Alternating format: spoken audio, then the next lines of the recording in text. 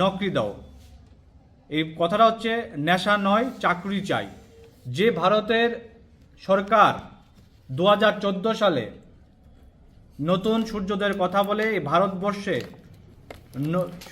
শাসনে এসেছিলেন, সেই সরকার বলেছিলেন, তৎকালীন প্রধানমন্ত্রী, তৎকালীন সরকারে যারা ছিলেন, 2 কোটি চাকরি দেবেন। কিন্তু দেখা গেল 10 বছর পেরিয়ে গেল, 220 মিলিয়ন চাকুরির অ্যাপ্লিকেশন জমা পড়েছে। তার থেকে 7,22,000-এর মতো মাত্র চাকরি দিতে পারছেন, যেটা হাজারের অনুপাতে মাত্র 0.3%। চাকুরির নাম করে যারা প্রতারণা করছেন এই দেশের যুব সমাজের সঙ্গে, এই দেশের আগামী প্রজন্মের সঙ্গে, তাদের বিরুদ্ধে প্রতিবাদ করে আজকে যুব কংগ্রেস চাইছে নেশা নয়, চাকরি চায়।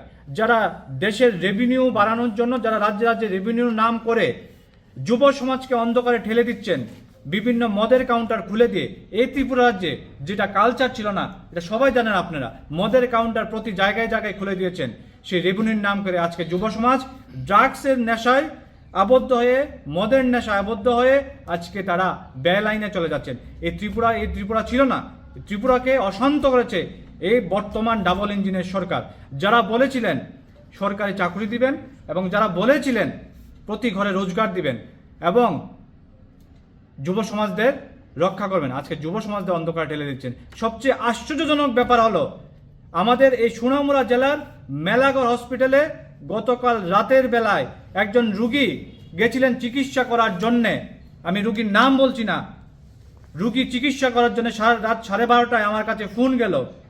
ডক্টরের সঙ্গে কথা বললাম, বুকে ব্যথা নিয়ে ভর্তি হলেন, ইসিজি করার জন্য ইসিজি মেশিন খুঁজে পাননি, বেসরকারি প্যাথোলজিতে ইসিজি করার জন্য নাম্বার দিয়ে দিলেন। এটা কিসের স্বাস্থ্য ব্যবস্থা চলছে? এই রাজ্যের যিনি মাননীয় মুখ্যমন্ত্রী, ইনি স্বাস্থ্য নিয়ে কথা বলেন এবং উনি নিজেও স্বাস্থ্য একজন